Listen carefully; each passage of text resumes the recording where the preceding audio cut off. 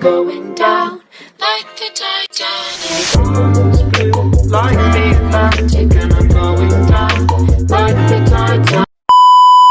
So good day everyone.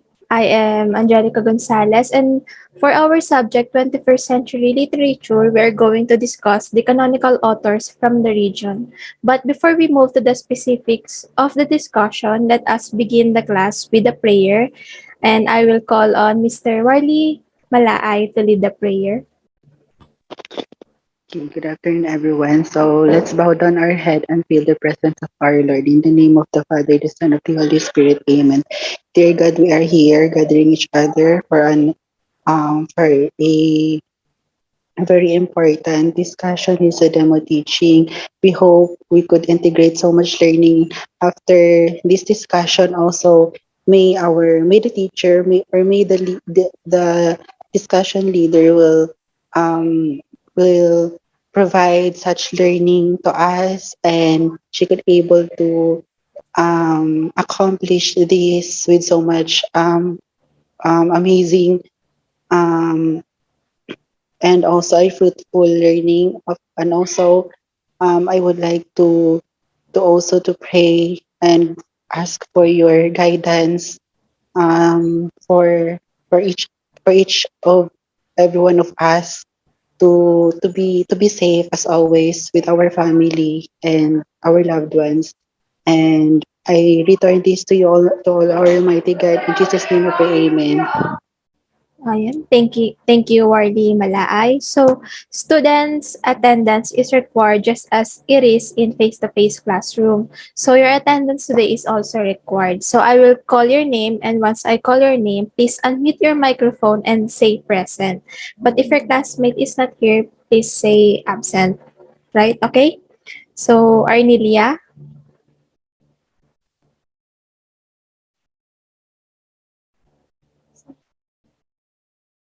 Alne, Cinco Alne.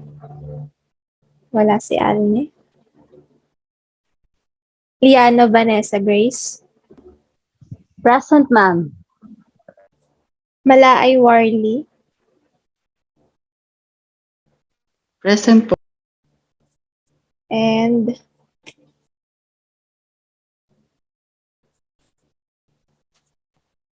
Villasquez Mary Joy. Absent. Yeah. Miguel Van. Present. Present po. Thank you, guys. Thank you, dear students. So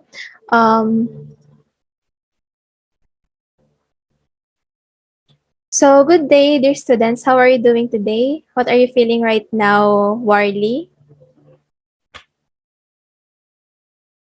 Warley? How about you, Vanessa? What are you feeling right now? Actually, I'm doing good po, ma'am. Nawala na yung kabak nila. How about you, Michelle?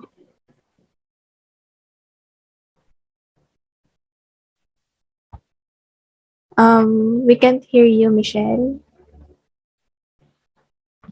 Hello, sorry, I didn't hear you po. Oh, it's okay, Wardy. I'm just asking, how are you doing today? What are you feeling right now? Actually, I'm not doing good today because I'm so stressed, and also there's a lot of, you know, tasks to do, to accomplish, and so on. And yeah, so stressful week, day, and Yes, I'm aware that some of you are frustrated, overwhelmed, and under pressure, but I want you to know that this is just temporary. This feeling is merely a phase, and phase is only temporary. Even though it may be stressful and challenging at the moment, it will ultimately leave us with an unforgettable experience that we will carry with us wherever we go.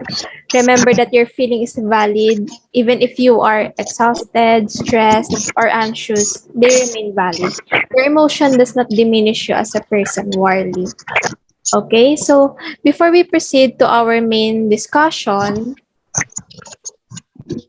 let us begin our class with brief motivational activity. So please read the mechanics. Michelle?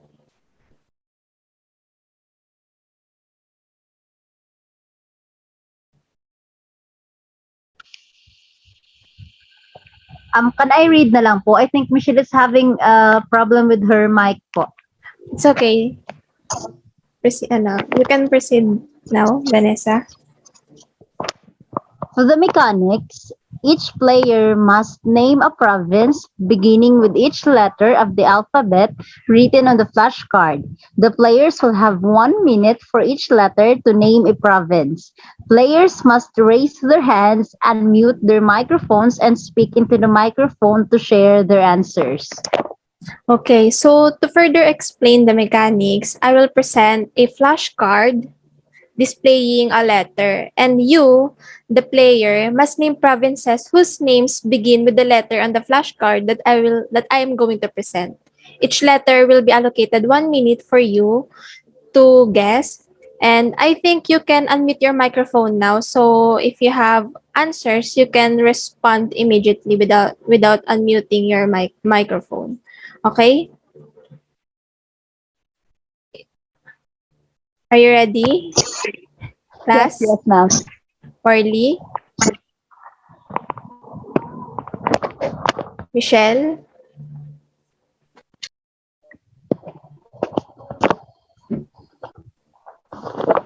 So I think Wardy is having an internet connection problem.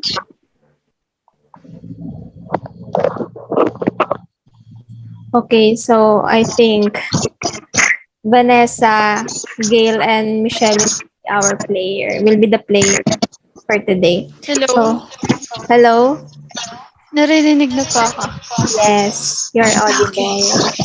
So again, I'm going to present flashcards with displaying a letter. And you, the player, must name provinces whose names begin with the letter on the flashcard. Each letter will be allocated 1 minute for you to guess or to give provinces whose names begin with the letter on the flashcard. Okay, you can unmute your microphone now so you can respond immediately.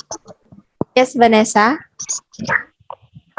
May I ask, ma'am, how many provinces are we going to give po? It depends on you, Okay. Thank you po. but each letter will be allocated 1 minute only. Okay. So for the first letter, S. Ano ba?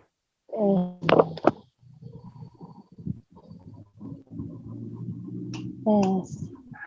S. Surigao. Is it a Surigao. province? Yes. How about you, Michelle? Summer. Yes. How about you, Gail? Ano ba ang N? I can't really think of a province since mahina ako sa Okay. ano to. Vanessa? Wait, I'm thinking. Okay, if none, let's proceed with the next letter. Is Sarangani a province? Sarangani. I think it's in General Santos. Next, letter L. Leyte. Right? Leyte. How about you, Vanessa? Sa akin yun eh. That's my province. Joke lang. Is Lanao del Norte a province? Yes. Lanao? Okay.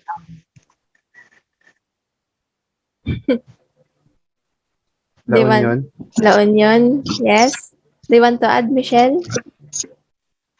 Ano to ba? Laguna. Laguna.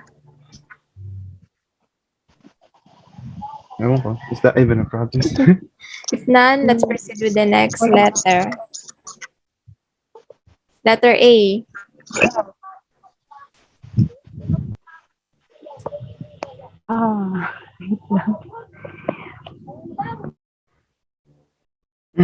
Abra. I don't know if that's Abra. How about you, Vanessa and Michelle? I can think of a province with letter A. Wait. Agusan del Norte. Agusan del Norte. Right? There are so many provinces whose names begin with the letter A, di ba? Aklan. Albay. Yeah. I think Albay is from Bicol. Yes. Pro- Okay, so I think let's proceed with the next letter. Letter M.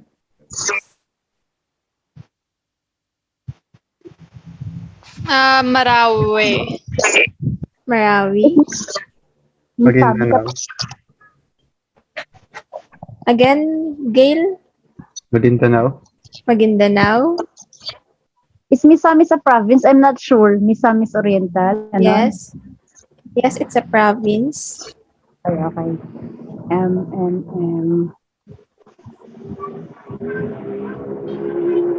Marindoque is it a province? I'm not sure. Marindoque. Ay. Ano ba? Mindoro. Sure. Yes, Mindoro. Okay, for the next letter, letter B. Bohol. Bulacan. Bohol. Bohol. Bicol. Bicol. Yes. Province. Baguio. Baguio. Batangas, right? Okay. Oo. Okay. For the next letter, letter D. Davao. Davao. Dumaguete. Dumaguete. Right? None? None. Let's proceed with the next letter. Letter C. Cavite. Cavite.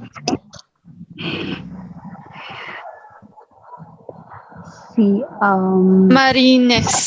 Camarines. I can think of letter C. Ano ako naisip? Capiz? I know, Capiz is part of Aklan. Yes. I think Vanessa wants to say Cebu. Right? Okay. So for the last letter, letter I. Ifugao. Ifugao. Iloilo. Iloilo. Ilocos. Ilocos. Isabela. Am I correct? Again, Isabela. I'm How not about sure. you, Warly? Why pala? Michelle. May masabi lang eh. If none, Hello. hello. Sorry, I was not able to, It's continue okay. connection. We understand What is you. it again? We have motivational activity named Name Me, and each player Yes. must name a province whose names begin with the letter on the flashcard. And the last letter is letter I. Ilocos po. Iloilo. Iloilo. Okay. Do you know any provinces, Marley, whose name begin with the letter I? Ilocos Sur. Ilocos Sur. Ilocos Norte. Ilocos Norte. Okay, if none, let's proceed. Let's watch this video and let's ignite the Filipino within us. Let us watch this video and understand the message it convey. Yes. Thank you. Pilipino, Pilipino, galing natin ito. Pilipino, Pilipino, galing natin ito. Buo ang tiwala sa kakayahan. Porsigido sa anumang laban. Di ka susuko sa anumang hamon. Pangarap noon, tagumpay ngayon. Kayod ng kayod, di napapagod. Anumang dumaan, di natatakot. Diyos, bayan at pamilya, sa puso mo'y laging dala. Pilipino, oh, oh, oh, galing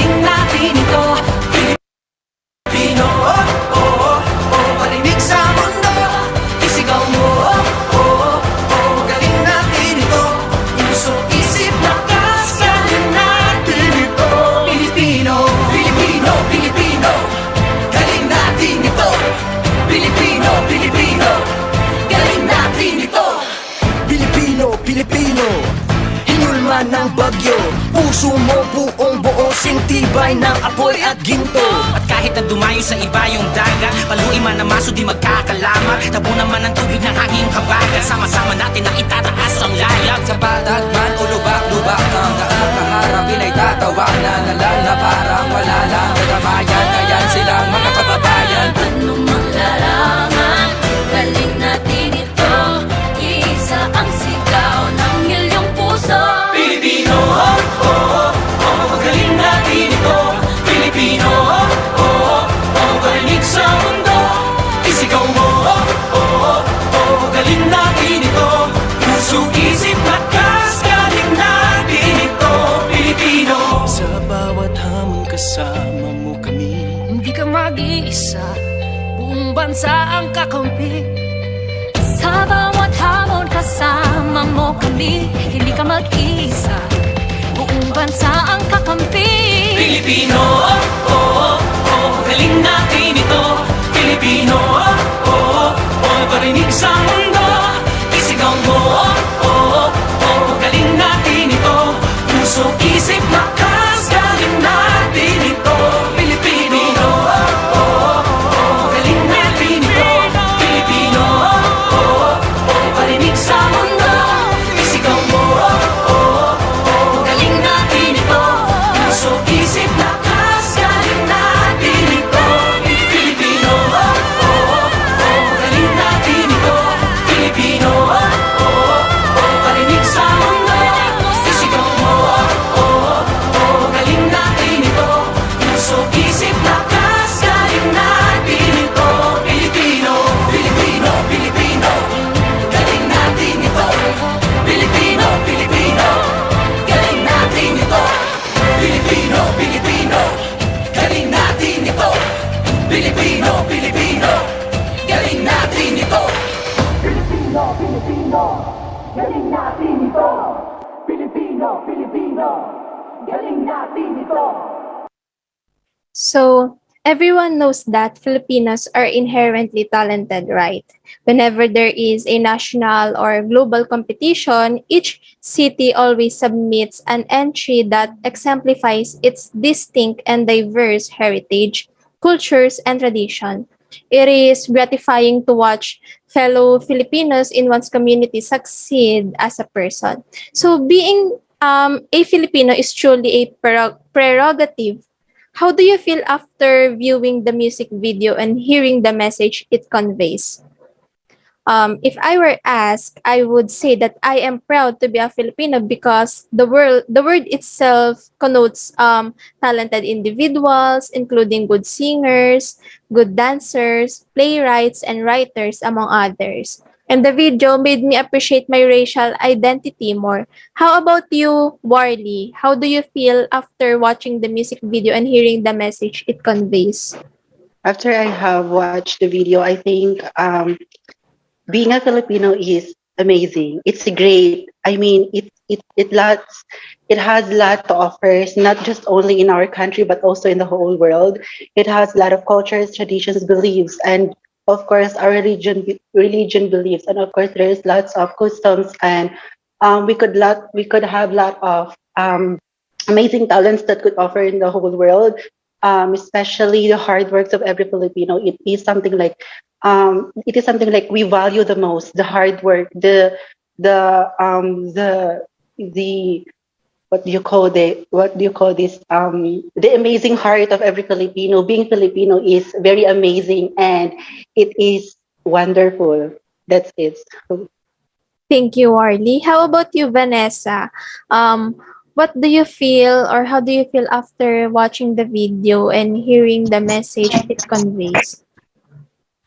Honestly, I couldn't be more prouder being a Filipino. So after watching that video, I have come to realize that we Filipinos are not just excellent when it comes to talent, but also being who we are, being Filipino or hospitable, how we able to stand up despite all those struggles, those typhoons that trampled us down. Thank you so much, Vanessa. How about you, Michelle?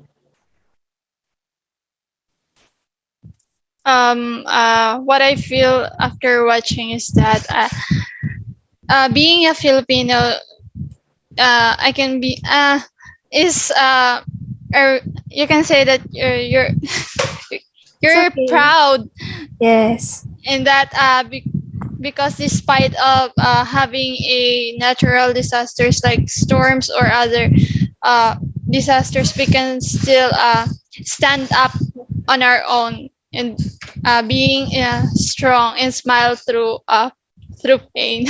Through the pain. Okay, thank you so much, Miss Michelle. So for today's agenda, we'll include the following topics. First is the canonical author. Second is the literature in three major islands of the Philippines.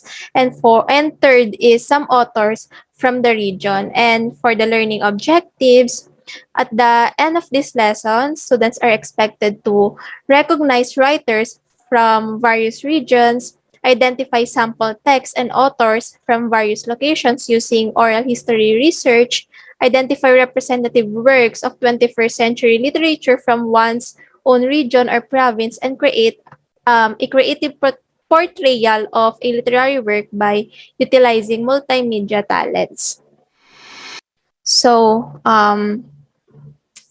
So, the utilization of technology affords 21st century literature a distinct advantage, right? With the ability of the internet, modern readers have accessibility to innumerable significant literary works. This may also be a stepping stone toward enjoying literature from diverse locations to realize one's Filipino identity in its entirety. Thus, learning about the canonical authors in every region of the Philippines is one method of recognizing those who have made significant contributions to the nation. So, what comes to your mind when you hear the term canonical or canonical authors? What comes to your mind when you hear that term, the canonical authors or the term canonical? Warley? I think the term canonical authors refers to the different authors with we had offers different literary works here in the Philippines, mostly here in the Philippines with their respective regions, and also there are various literary works that canonically related. Thank you. How about you, Vanessa? What comes to your mind when you hear the term canonical or the word canonical authors? For me, when I hear that term, canonical authors, what comes in my mind first is these or they are the authors that has greatly influenced the society with their works, with their yeah, that's it. Thank you so much, Vanessa. So, canonical authors, who wants to read the first or the three bullets presented in the screen? Okay, Vanessa? Canonical authors. It traditionally means anything that is included in a list of holy books that are accepted as genuine. It comes from the root word canon, or a generally accepted rule, standard, or principle by which something is judged.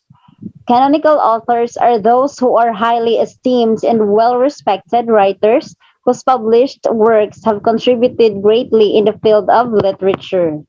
Thank you so much, Vanessa. So, according to the Oxford Dictionary, canonical refers to anything that is featured on a list of recognized holy texts. It is also defined by its association with widely esteemed works of literature. So, it derives from the root word canon, which refers to a commonly acknowledged norm, standard, or concept. If something has canonical standing or canonical status, it is seen as possessing all the characteristics that an object of its sort should have. Therefore, canonical authors are greatly acclaimed and revered authors whose published works have made significant contributions to the realm of literature. Also, or furthermore, a canonical author is a writer whose work is stylistically outstanding, is strongly evocative of the tone or controversies of their time period, and has demonstrable long-term impact on society. Although this is a matter of some controversy, in other words, canonical authors are authors whose contributions to the field of literature, particularly in Philippine literature, are regarded as being of the highest caliber, highest quality. And these are the authors who influence society or use our society in their writings to persuade readers and convey important information. Just like Luwalhati Bautista, her work, particularly the Dekada 60, right? She uses society, particularly during or under Ferdinand Marcos sovereignty, to share the occurrences during that time period. Okay, so as we become informed of the disparities and challenges in the field of literature across regions, we must also remember to value the works of our country's great authors, as they are the key to restoring our national history, cultures, and traditions. So we have um, three group of islands, namely Luzon, Visayas, and Mindanao. So when you hear the word Luzon, what comes to your mind? Or when you hear the word Luzon, Visayas, and Mindanao, what comes to your mind? Michelle? Um, when I hear the word Luzon, I think it's mostly the cities, Hmm. Yes? and whereas Mindanao, it's a province, Province. and also for the Visayas, I think it's a province.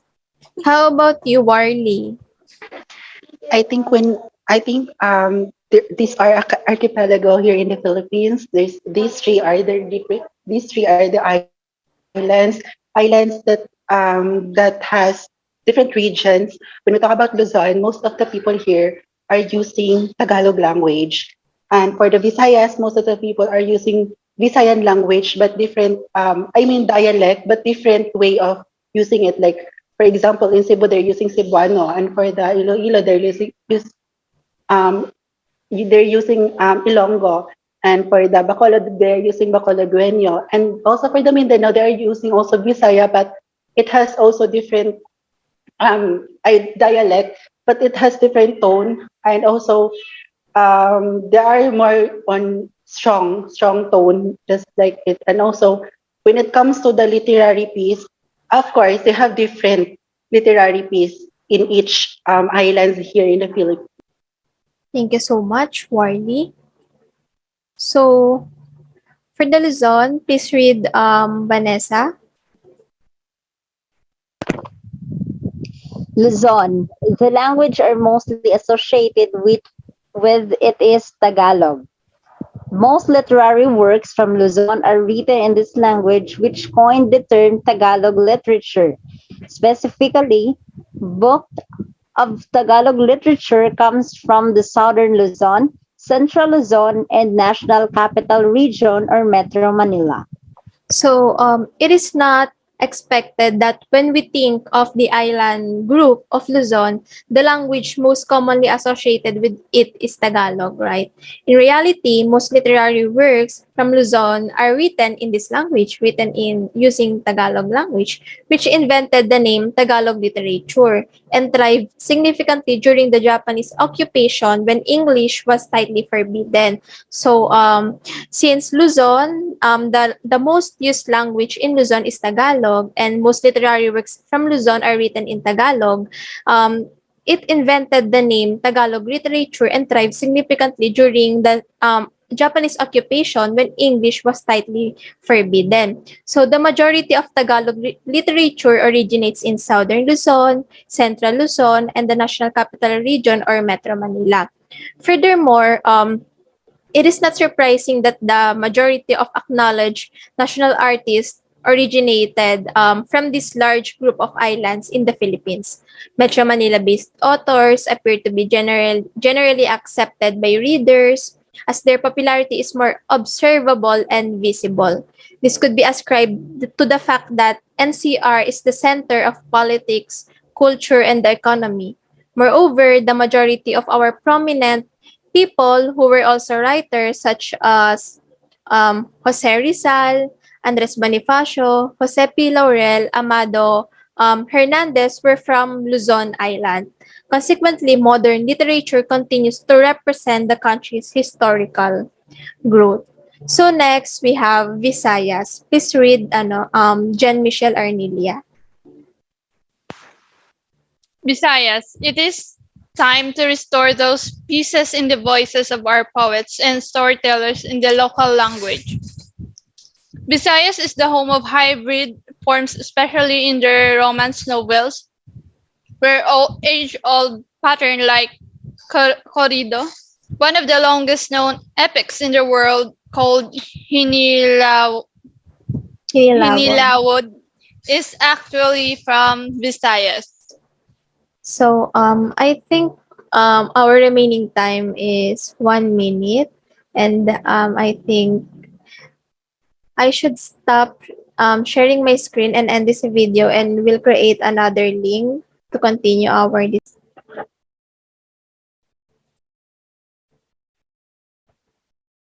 So to continue our discussion, let us proceed with the Visayas. So several critics believe the literature of the Visayas to be the origin of hybrid forms, particularly in their romance novels, where age-old patterns such as corrido are combined with modern trends and genres that primarily represent social reality.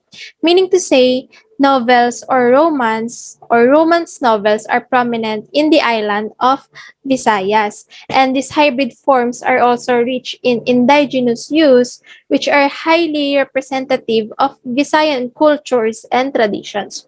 Unfortunately, lack of venue for publication hinders the flourishing of fiction from this island, according to Sugbo. So, as you can see presented on the screen, Visayas is the origin of Hinilawod, one of the longest recognized epics in the world. So, Visayans' passion for poetry is truly in their veins. Hinilawod is an epic poem that was orally forwarded from the earliest settlers of Suhod in central Panay, Philippines.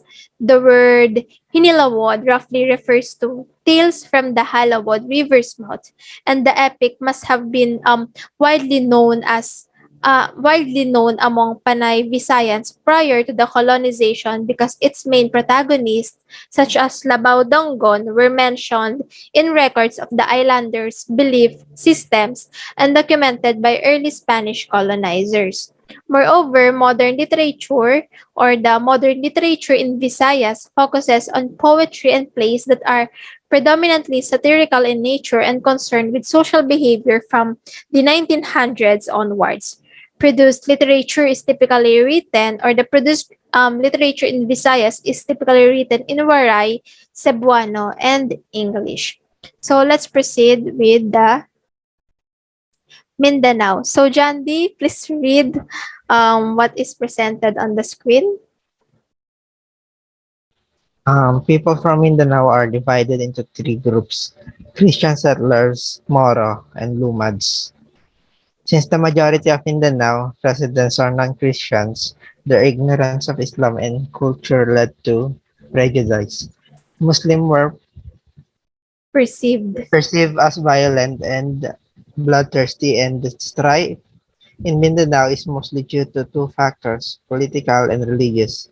With difference to the compilations of Philippine literature by Cultural Center of the Philippines, CCP, Encyclopedia of the Arts, Jaime Anlim of Encyclopedia stated that out of 272 recognized individuals, only 7 are from Mindanao.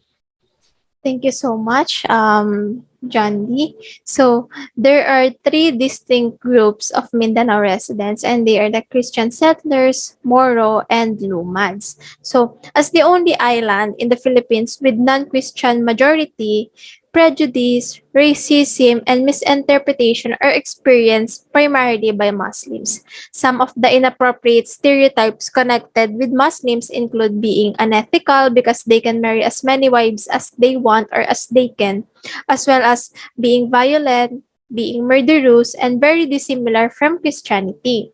Furthermore, the insurgency in Mindanao is primarily caused by political and religious issues, meaning to say, yung conflict na nag-arise sa Mindanao ay primarily caused by politics and religion.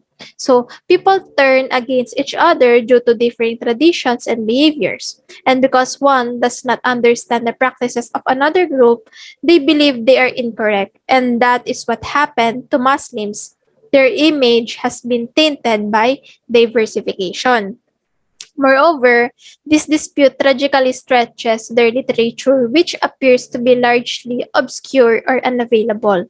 With reference to the compilation of the Philippine literature by Cultural Center of the Philippines, CCP, Encyclopedia of the Arts, Jaime and Lim of Encyclopedia stated that out of 72 recognized individuals, only 7 are from Mindanao. So, come to think of it, there are 272 recognized writers, there are 272 acknowledged authors, but only 7 are from Mindanao. So, many attempts have been made to support Mindanao literature as CCP, National Commission for Culture and the Arts, or NCCA, and CHED take joint efforts in tapping Mindanaoans such as Jaime Ann Lim and Cristina Gordines Ortega for journals dedicated to Mindanao literature.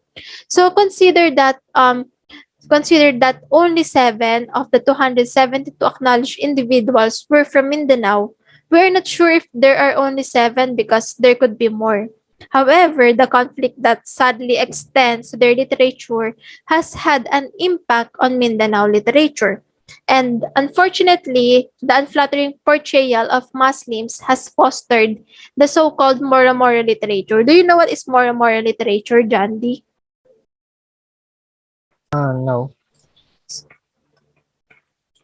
You don't know what is Mora literature. So, Mora literature, it is a folk drama based on the battles between Christians and the Muslim Moros in the Philippines.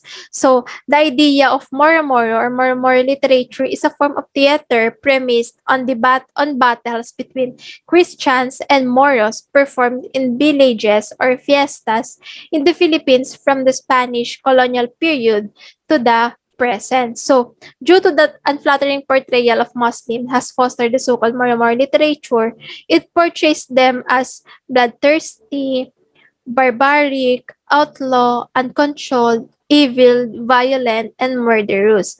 So the majority of literary works on this island are transmitted orally, including the epics, folk tales, and folk poetry.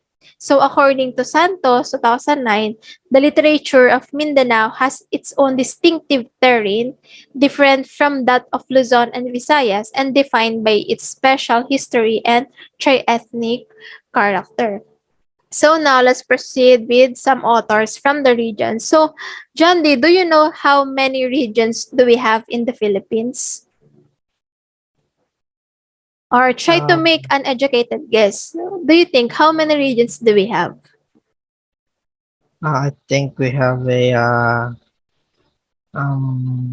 wait, I'm trying to guess.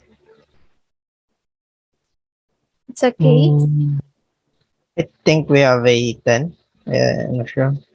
Okay, thank you for making an educated guess. But we have 17 regions in the Philippines. And despite being divided by seas, cultures, and languages, today's Filipinos have chosen to preserve a united stance for equality and liberty as a single nation. Recognizing the diverse cultures around the country would allow for the discovery of literature from other locations, which would help paint a complete picture of who we are as a nation. We construct bridges across the archipelago with the assistance of new technology, as many contemporary authors currently publish their work online through blogs, online newspapers and magazines, online journals, and video sharing sites. The following is a list of notable current authors affiliated with each group of Philippine islands who have been recognized for their excellent works in their respective fields. So today, we will explore the canonical or highly regarded authors from several regions of the Philippines. So first, let's discuss canonical authors from Luzon. So, first, we have Luwalhati Torres Bautista. Please read, Jandy. Please read what is stated on the screen.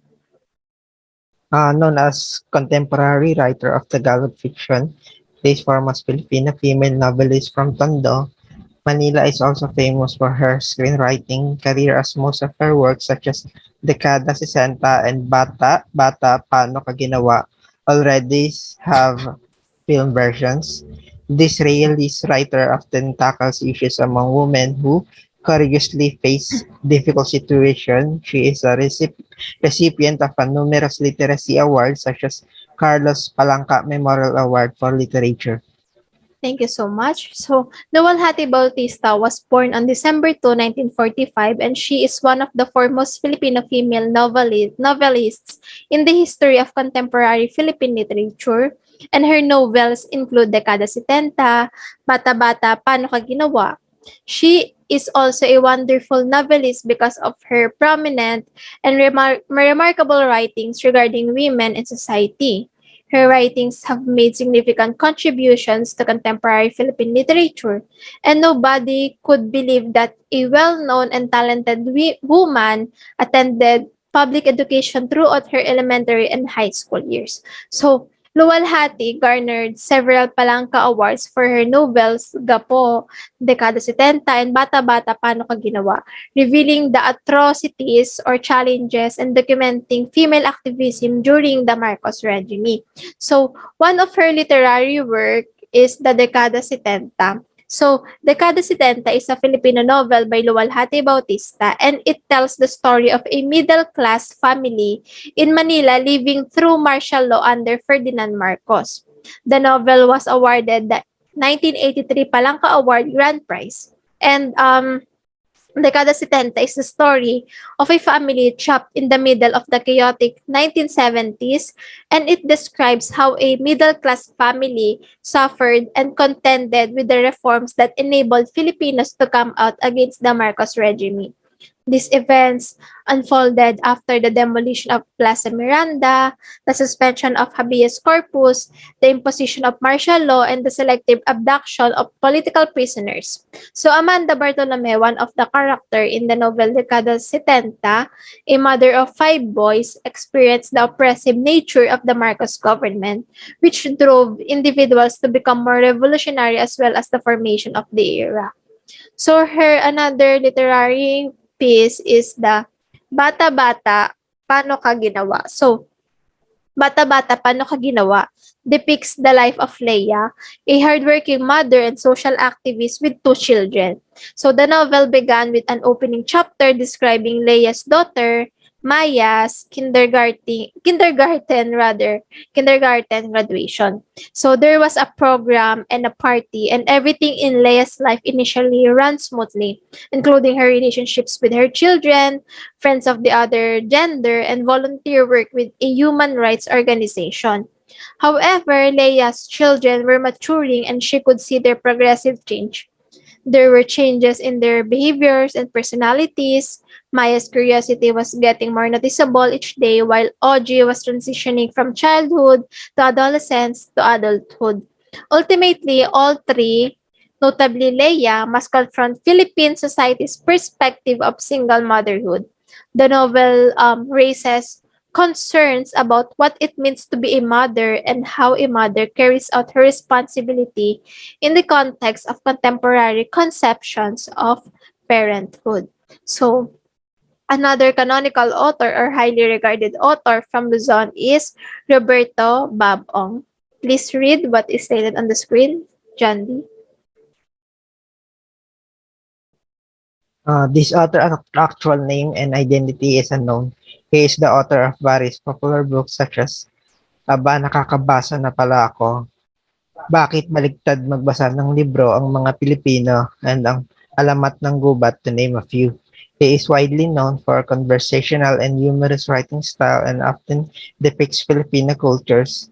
His technique of violating standard writing principle shows one unique characteristic of a 21st century literacy writer who applies latest trends in writing. Thank you so much. So, it takes guts to admit the fact that you are gutless. A translated quote from Kapitan Sino, one of the books published by the famous contemporary Filipino writer Bob Ong. So, Roberto Bob Ong is a contemporary Filipino author born in Quezon City in February 1975. He is well recognized under the pseudonym Bob Ong for his conversational writing style, which results in entertaining and realistic representations of Philippine society. So, his real name, as stated on the information on the screen, and ayun, his real name and his identity have remained a mystery to most of his supporters and the Filipino community in the 16 years after his first book was published. So, in the Philippine Star question and answer segment, he indicated that he intended to pursue the philosophy of not accepting celebrities and that his novels properly reflect who he is. And furthermore, before becoming a full-fledged writer, Roberto Ong worked as a web developer, creating a Bobong Pinoy website. And his famous moniker was born when someone approached him after mistaking him for a genuine person named Bob Ong. So as you can see, the similarities of the spelling of Bob Ong and Bobong in Bobong Pinoy website, 'di ba? Akala nung lalaki or nung tao na nag-approach sa kanya is yung Bobong ay name and surname na pinagsama. And doon na buo yung famous moniker niya na Bob Ong. So, one of his famous literary work is the Aba Nakakabasa na pala ako and Bakit Baliktad Magbasa ng Libro ang mga Pilipino. So, bakit baliktad magbasa ng libro ang mga Pilipino? Oo nga, no. But when I read the title, I was both curious and perplexed. I was confused. Like, why did the author claim that Filipinos read books backward? So I decided to read this book to figure out why. However, as I read the book, I discovered that the title did not indicate reverse reading. The book's title points to several Filipino practices that are not all that bad, yet not entirely correct. It is the same as crossing the wrong side of the street despite an ample sign warning not to do so. The reverse, since it does the opposite of what it should. Just like on what I have said, yung example, diba, hindi pinapoint out ng book na literally baliktad magbasa ng libro ang mga Pilipino, kundi yung mindset ng mga Filipino, diba? Nakalagay na doon na bawal tumuwid na kamamatay, pero tumatawid pa rin sa street na yon. Diba? The reverse. It does the opposite of what it should. Filipino do the opposite of what they should do. So, furthermore, the book's premise revolves around Filipino culture. Bob Ong emphasizes the book's theme on the abilities, beliefs, and entertaining aspects of being a Filipino, and the challenges in our country were the issue in various sections of the book. The author discusses our Filipinos' frequent problems here like prostitution, discrimination, foreign resentment of Filipinos, and even Filipinos' loathing of their race are all issues. And these are only a handful of the societal issues addressed in the book. Wait a minute, please.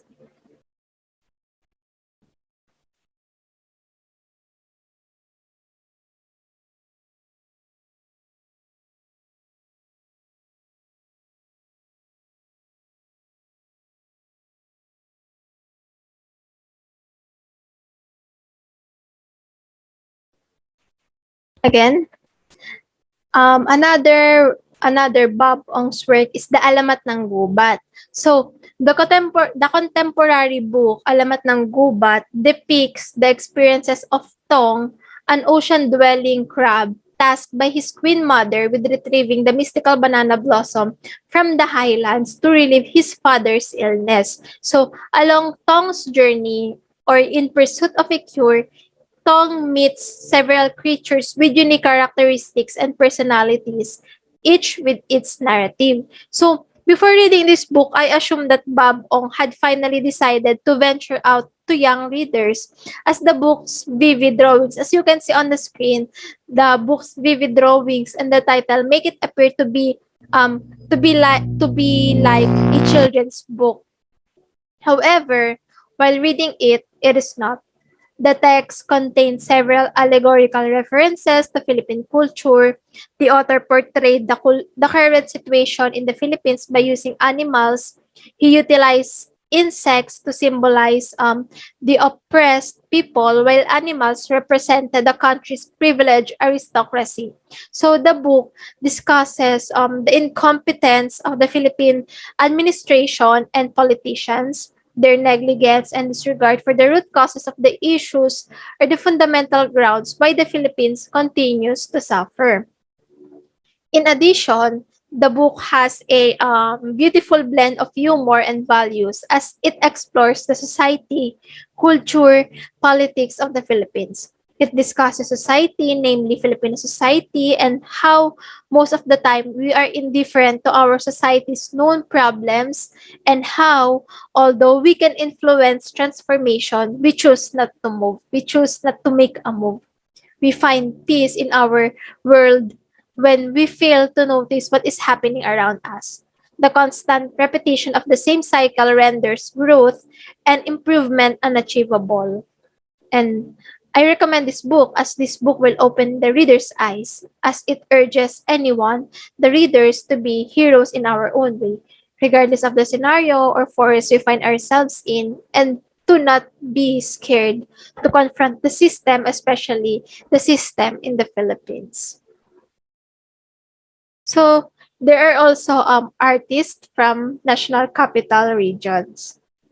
So, in addition to Luwalhati and Babong, there are also several well-known and highly regarded authors in Luzon. And now, let us briefly discuss some authors from National Capital Region. So, they are Amado Hernandez, Jose Garcia Villa, and Nick Joaquin. So, Amado Vera Hernandez, also known as Amado V. Hernandez, was a Filipino author and labor leader imprisoned for his membership in the communist movement and was recognized for his condemnation of social injustices in the Philippines. Next, Jose Garcia Villa was a poet, literary critic, short story writer, and painter from the Philippines. Next, Nick Joaquin, whose name was Nicomedes Joaquin, was a Filipino novelist, poet, playwright, essayist, and biographer whose works denote the rich cultural history of the Filipino people. So next, another artist from National Capital Regions are Carlos P. Romulo, Francisco Arceliana, Rolando S. Tino. So Carlos P. Romulo, whose full name was Carlos Pea Romulo, was a Filipino commander, diplomat, and journalist renowned for his efforts on behalf of the Allies during World War II and later worked for the United Nations. Romulo in all wrote and published 18 books, a range of literary works which included The United, I Walk with Heroes, I Saw the Fall of the Philippines, Mother America, and I See the Philippines Rise. Next is Francisco Arceliana. So Francisco Franz Arceliana was a writer, poet, essayist, critic, journalist, and educator from the Philippines. He is regarded as an essential founder of modern Filipino English short stories. And in addition, Arceliana established the short narrative as a lyrical prose poetic genre in Filipino literature. Next is Rolando S. Tino. So Rolando S. Tino, a dramatist, actor, poet, educator, critic, and translator, distinguished his career with several artistic works. So his primary difference is as a stage director whose distinctive perceptions of the writings he directed resulted in visually striking and intellectually sound shows. So next, another artist from National Capital Regions are Levi Celerio, Carlos Quirino, Alejandro R. Roses, and Cirilo F. Bautista. So, Levi Celerio was a Filipino composer and lyricist who is credited with writing over 4,000 songs.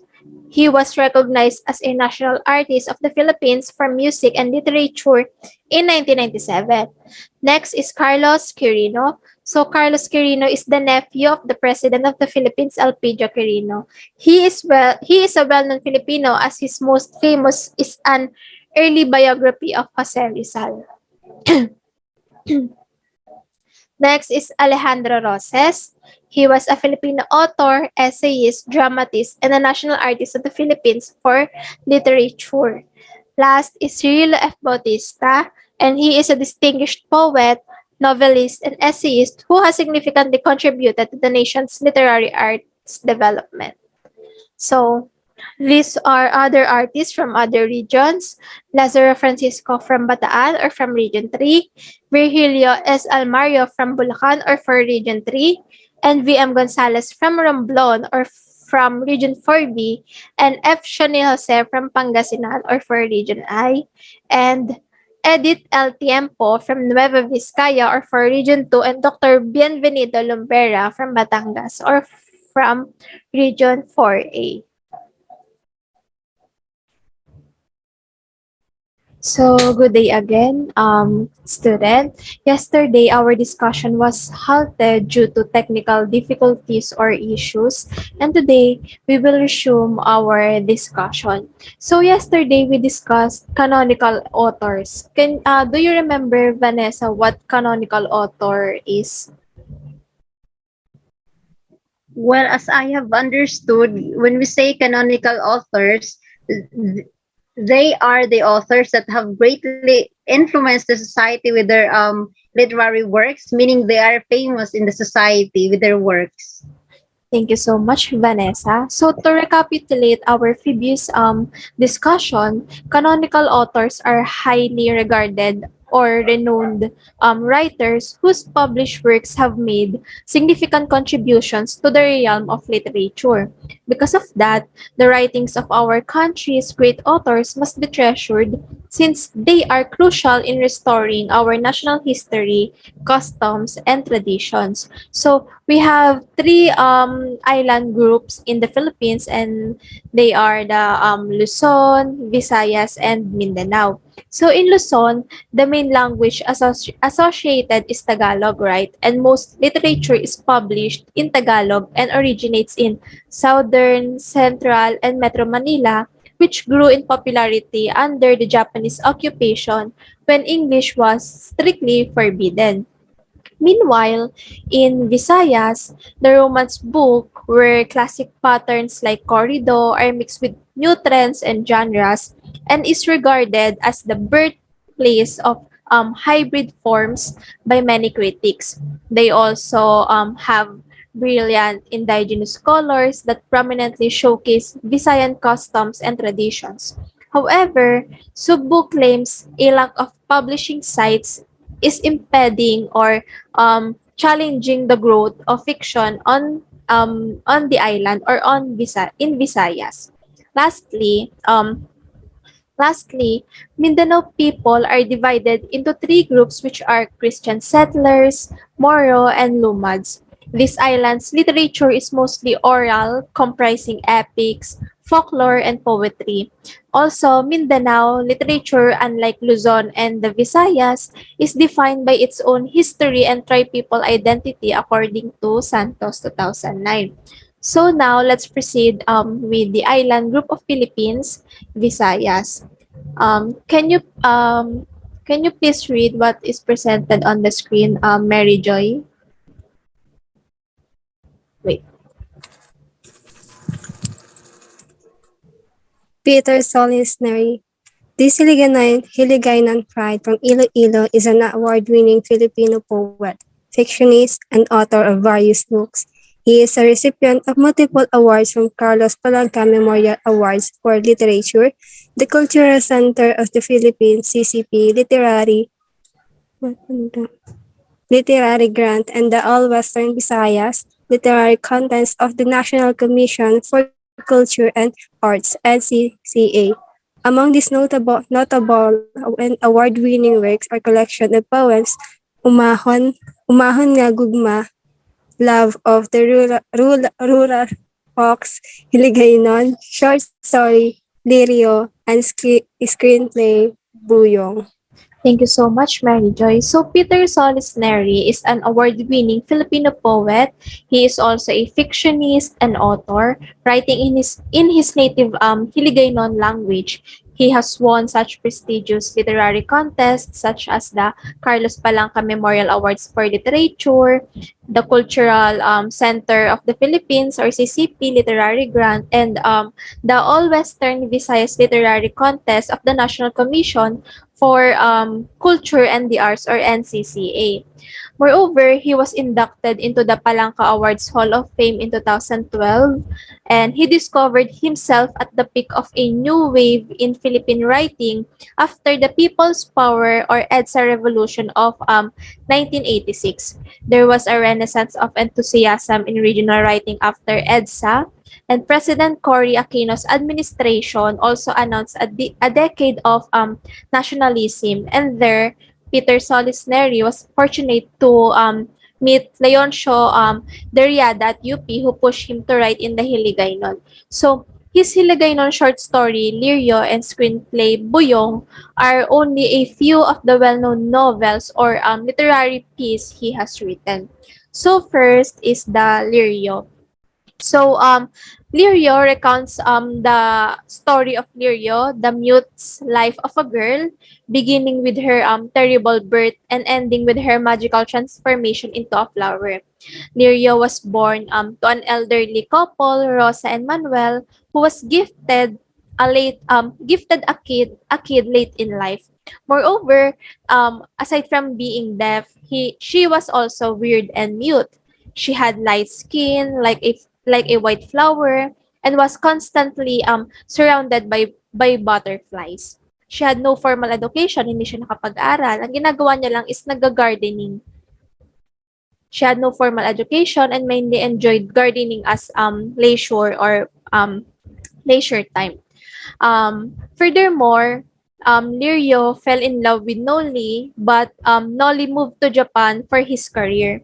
Soon after, Lirio met and loved Itik, a police captain who was also a possessive and abusive alcoholic who repeatedly molested Lirio throughout their relationship until the night Lirio desperately begged to be transformed into a lily. So in this short story, Lirio, the martial rape was tackled. And martial rape is one of the common or prevalent problems that arises in our society.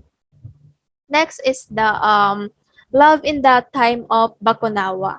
So, Love in the Time of Bakunawa is Peter Solis Neri's first novella in English and also his first full-length feature film as writer and director.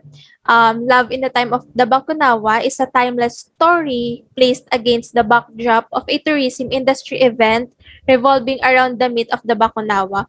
Narinig niyo na ba yung term na Bakunawa? Siguro kung naabutan niyo yung palabas sa Channel 7 dati, sa GMA yung sa Indio, na-featured yung Bakunawa doon, and yung portrayal ng Bakunawa is isang moon-eating sea monster of Hiligaynon. So, in Love in the Time of Bakunawa, Bakunawa was also portrayed as the moon-eating sea monster of Hiligaynon literature.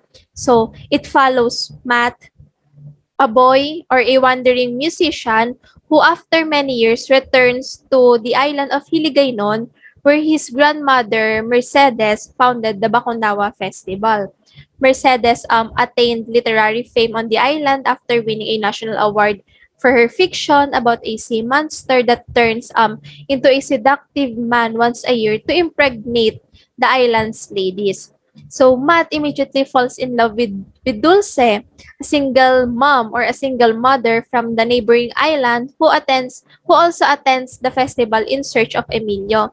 Hinahanap kasi ni Dulce yung yung partner niya na si Emilio, yung tatay ng anak niya whom she thinks to be the Bakunawa in the human figure. Kasi 'di ba yung moon-eating sea monster kaya niyang mag-transform into human figure. Unfortunately, nung ipagtatapat na ni Dulce yung love niya and affection for Matt, Emilio returns. So, leaving Matt with nothing but a cunning and regretful look. Walang nangyari kay Matt at Dulce. Hindi naging sila kasi nga bumalik si Emilio. Next is Merly Alunan, another writer from Visayas. Can you please read, Vanessa? Merly Alunan. She is another pride of Iloilo who wrote award-winning collections of poetry in English and Cebuano languages such as Susumaton, Oral Narratives of Leyte, and Sa Atong Dila. Introduction to Visayan Literature, which earned her the title National Book Award for 2016 and 2017 and Carlos Palanca Awards. Also, she is a recipient for international awards such as ASEAN Poets in 2013 by the Kingdom of Thailand and Lilian Jerome Thornton Award. Thank you so much, Vanessa. So, Merly M. Alunan or Merly Alunan is a professor emeritus of the University of Philippines, Visayas. She is an indefatigable even after retirement from service as professor in UP Visayas, Tacloban College. So, she has recently won for her book Susumaton, Oral Narratives of Leyte, the National Book Award 2017 for Anthology in Waray from the National Book Development Board and Manila Critics Circle.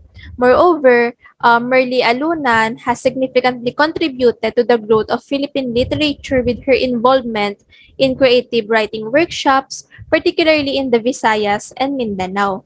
In another academic home base, she co-founded the UPV Creative Writing Program. The revival of writing in the Waray language may be credited to the workshops she organized in the UP VTC, and her mentees are now in the forefront of literary education in the region or in Visayas. So, her recent poetry book, Running with Ghosts, was launched in June this year. And another book, Tinalunay or Hinugpong nga Panunat nga Winaray, an anthology of Waray poetry will be launched soon. Both are current finalists to the National Book Awards and Merly continues to grace cultural events, conduct seminars, and reads poetry to young and old audiences in whatever seasons of her life. So that's all for the Visayas. And now let's proceed. Okay. So there are also some artists or writers from Visayas, and they are Rasil B. Mohars from Cebu or Region 7, and Ramon L. Muzones from Iloilo or Region 6. So, Rasil B. Mohanes, he is recognized for his publications on Philippine history as he is a Filipino historian and critic of Philippine literature. Numerous writers and commentators refer to him as the Visayan Titan of Letters due to his enormous contributions to Visayan literature. In addition, he was named a National Artist of the Philippines for Literature in 2018, the highest honor the Philippine government bestows upon artists. Another canonical author from Visayas is Ramon L. Muzones. So Ramon Muzones was a Hiligaynon poet. He is an essayist, short story writer, critic, grammarian, editor, lexicographer, and creator of 61 compiled novels. Several of these works mark firsts again in Hiligaynon writing, including the feminist Ang Bagong Maria Clara and the Roman Aklef Maambong nga Sapat. His progression spans the history of the Hiligaynon novel from its height in the 1940s to its fall in the 1970s. His literary career extended 53 years, and throughout those years, Mozones experimented with various literary styles and was proficient at all of them. With this, he not only expanded the range and style of the Hiligaynon novel with tremendous diversity and creativity, but he also enhanced the dramatic public persona of Hiligaynon literature. So that's all for Visayas, writers from Visayas, and now let's proceed with the writers from Mindanao. So first, we have Anthony L. Tan, Angelica Gruta, are you there? If you're there, please read what was presented on the screen. Anthony L. Tan. He was born in Siasi, Sulu, whose writings have been appearing locally and internationally in magazines, journals, and anthologies. This poet, essayist, and fictionist, and is the author of the Bajau Cemetery and other poems and poems for mudas. He has received multiple awards from Don Carlos Palancha for his poetry and essay. Thank you so much. So, Anthony Altan is a poet, essayist, and author of fiction. His writings have featured in numerous periodicals, journals, and other collections. Furthermore, his poems have been published in books such as The Bajau Cemetery and other poems and poems for mudas. Yet, he has received three Don Carlos Palanca Awards, two for poetry and one for the essay. He has participated as a critic panelist in several authors' workshops, including the Iligan National Writers Workshop, the Silliman Writers Workshop, and the IYAS Writers Workshop. He had lectured at four schools before retiring, and these schools are the Notre Dame of Siasi in Sulu, Silliman University in Dumaguete City, Dumaguete City, Mindanao State University Iligan Institute of Technology, and De La Salle University in Manila. He is he is currently working on a novel set on his native Sulu Sea Island. Next author is Myrna Peña Reyes. So Myrna Peña Reyes is an Ilocano ancestry but Visayan culture. She was born and raised in the Philippines and attended Silliman University and the University of Oregon. She received the Oregon Literary Fellowship for Poetry while living in Eugene, Oregon with her spouse for 3 decades. Moreover, she is a Dumaguete-based alumnus and she is one of this year's honorees of the Union ng Manunulat sa Pilipinas, Gawad Pambansang Alaga ni Balagtas, a prestigious award for exceptional Filipino writers in numerous Philippine languages. She is the recipient of the Poetry in English Prize. So, one of her literary piece is the Memories Mercy, New and Selected Poem. So, Memories Mercy, New and Selected Poems is Myrna Peña Reyes' third poetry collection following the river singing Stone or and Almost Home poems, and this collection includes poetry she wrote after retiring with her husband in her birthplace of Dumaguete City in 2025. After living overseas for 34 years, it features 13 excerpts from the National Book Award nominated novel and The River Singing Stone, which is no longer in print. So that's all with the canonical authors from Luzon, Visayas, Mindanao, and other region. And now let's proceed to the assessment. So it is a multiple choice and the instruction is take time to read the instructions properly. Choose the letter that corresponds to the best answer. If you do not know the answer, just try to make an educated guess. It's okay if you got incorrect answer as long as you try. So I will call on your name. So for question number 1, what is meant by the term canonical author? Vanessa? Wait lang po. What is meant by the term canonical author?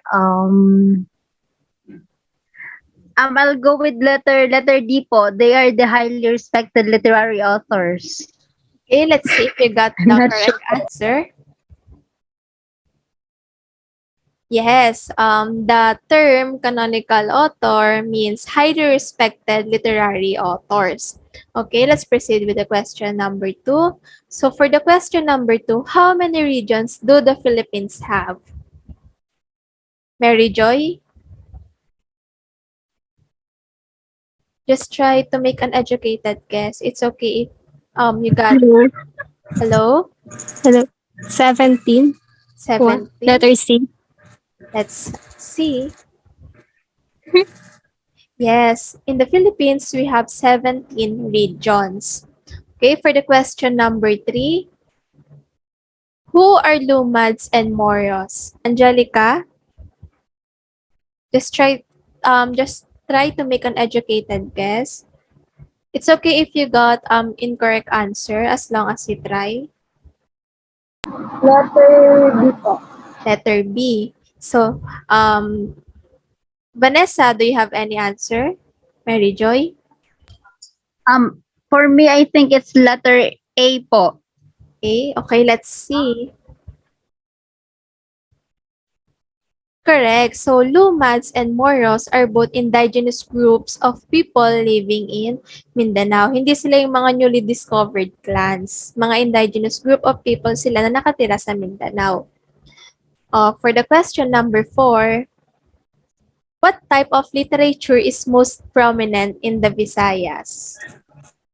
Mary Joy?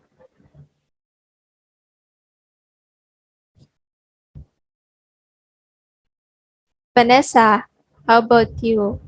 What type of literature is the I'm most not sure. prominent? I think it's poetry. Poetry? Visayas, poetry. How about you, Angelica? What do you think is the most prominent in the Visayas? Poetry. Poetry? How about you, Mary Joy? I think Mary Joy is having a, okay, Mary Joy is raising her hand. Okay, Mary Joy, please unmute your microphone.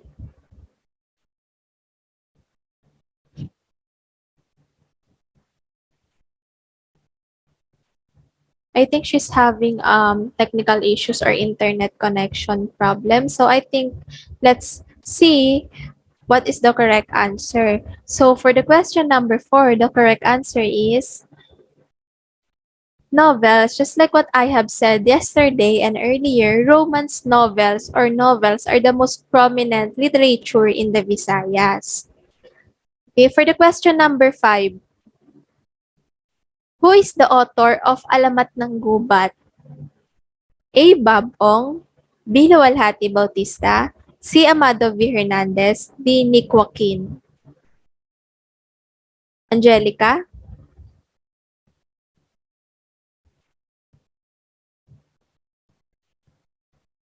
How about you, Mary Joy? Mary Joy is raising her hand again. A. A. Babong. Let's see. So, the author of Alamat ng Gubat is Roberto Babong. Mary Joy is correct. So, for the question number 6, he is regarded as an essential founder of modern Filipino English short stories. Vanessa?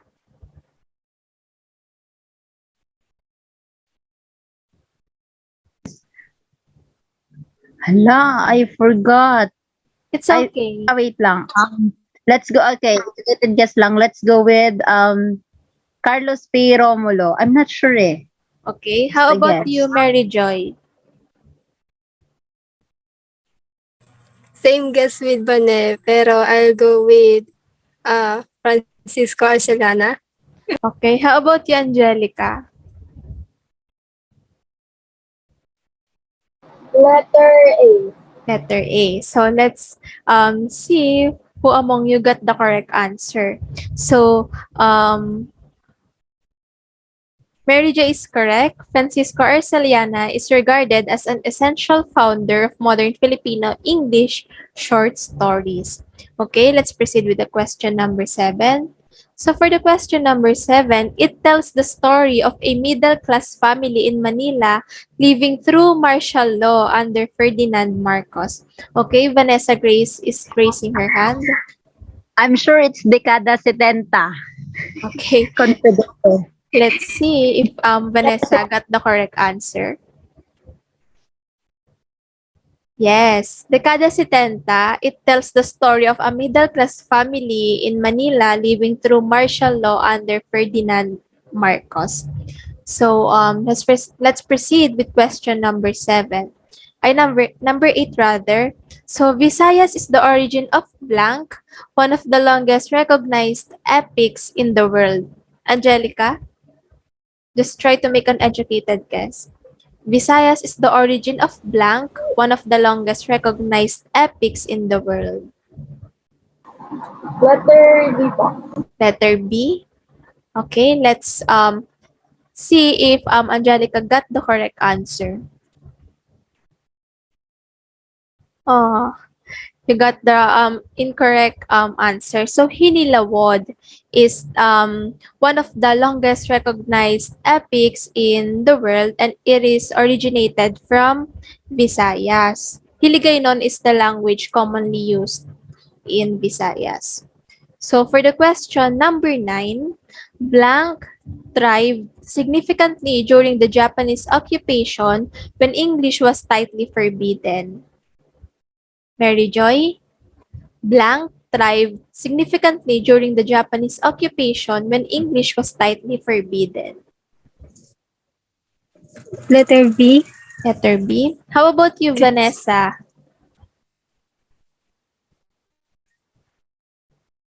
Vanessa? I'm sorry for that. My alarm just rang. Okay, I'll wait po. Okay. During the Japanese occupation. I'm not sure, but I think it's just a guess. Maybe it's the Moro literature, Japanese occupation.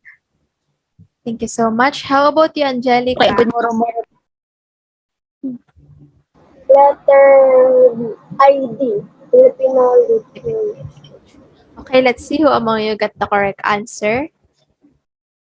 So the correct answer is Tagalog literature. So Tagalog literature thrived significantly during the Japanese occupation when English was tightly forbidden. It's not Hiligaynon, Moro-Moro, or Filipino. It is Tagalog literature. So let's proceed with the last question. So for the last question, this is a brief story that recounts blank, the mute's life, beginning with her terrible birth, ending with her magical transformation into a flower. This is a brief story that recounts blank, the mute's life, beginning with her terrible birth and ending with her magical transformation into a flower. Vanessa? Lireo po. Okay, let's see if Vanessa got the correct answer. So yes, Lirio by Peter Solis Neri is a brief story that recounts the mute's life, beginning with her terrible birth and ending with her magical transformation into a flower and into a lily, to be specific. So now let's proceed with the second assessment, inventory of Filipino author. So choose an author from the Philippine region or from your province. It is suggested that their profile is available on the internet so that further information about their existence and works of literature can be gleaned. Briefly discuss their profile and their work. So I will give you 2 minutes to search for an author or writer that came from your province. So search for their profile or for their popular work and briefly discuss it later after 2 minutes. Okay? Is it clear? Pwede po kahit muna sa province or yung pinaka-favorite na author talaga. I think we will discuss it later for after this assessment.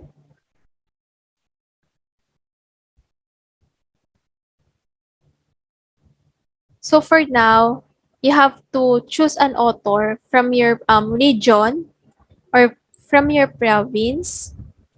Search for their profile or search for the popular works they published or wrote and briefly discuss it later after 2 minutes. So it is now 5:23. So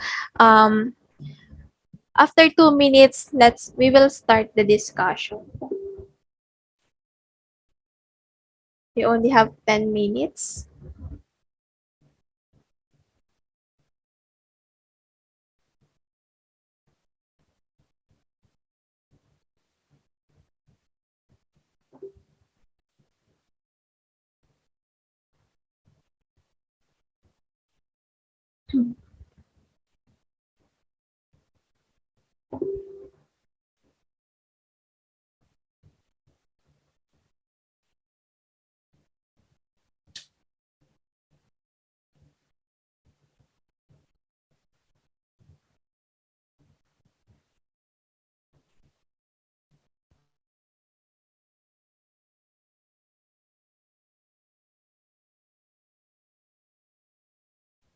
1 minute left.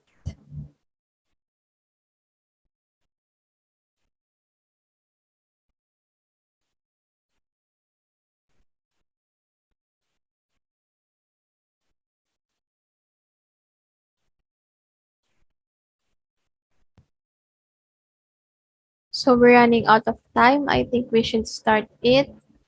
I don't need long explanation. I just need brief explanation of their profile and work. So let's start with Vanessa.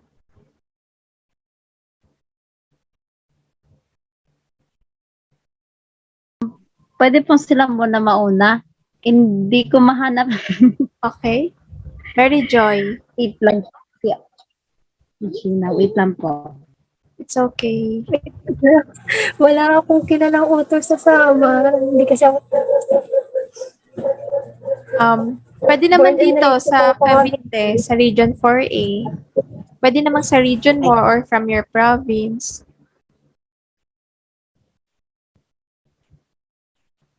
Okay. Okay. Honestly, I'm not fond of reading. I'm into writing and drawing before.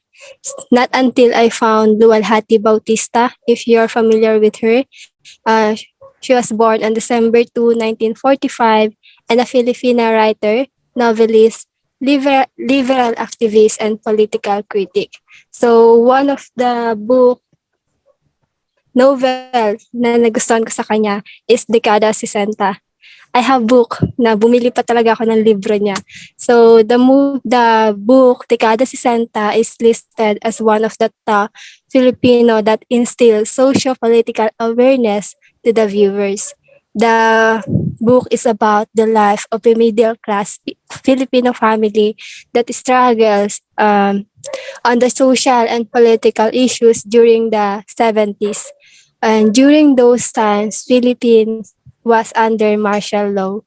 So the story goes beyond of depicting the struggles of a typical Filipino family trying to survive the martial law. That's all. Thank you so much, Thank Mary you. Joy. How about you, Vanessa? Okay, so I can't clearly find an author from Leyte. So is it okay to look for an author from other province po? Okay, it's okay. Okay, I'm so sorry, wala po ako mahanap eh. So I'll go with ano na lang po. I'm not really fan of reading lots of literature books, but I'll go with Manuel Argilia, the one who wrote the How My Brother Leon Brought Home a Wife. That story just hindi ko talaga siya makalimutan because the setting of the story happens in the province, and as for me, I am from the province. I just appreciate how the characters in that story how the character in the story sacrifices what she has in the city to live with her husband in the province. And also I as of now I idolize that author because he is also I think he also received a Palangka Award. So that's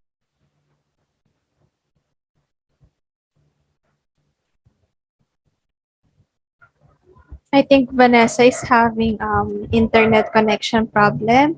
How about you, Angelica? Do you want to share something with us?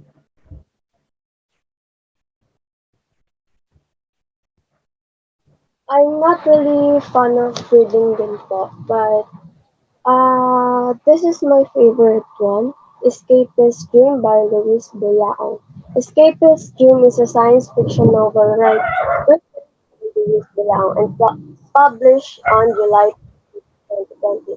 The novel is set in a near future where virtual reality is the norm and where geeks can use it to gain superpowers and extraordinary extraordinary abilities.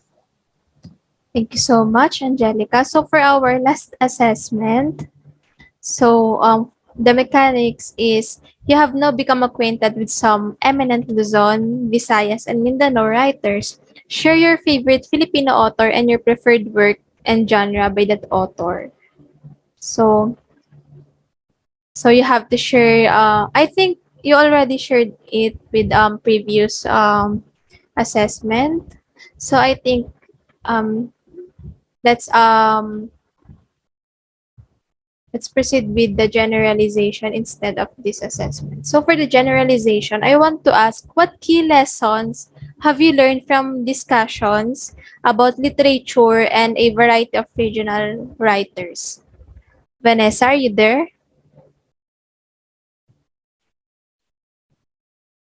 Or Mary Joy, what key lessons have you learned from discussions about literature or about variety of regional writers?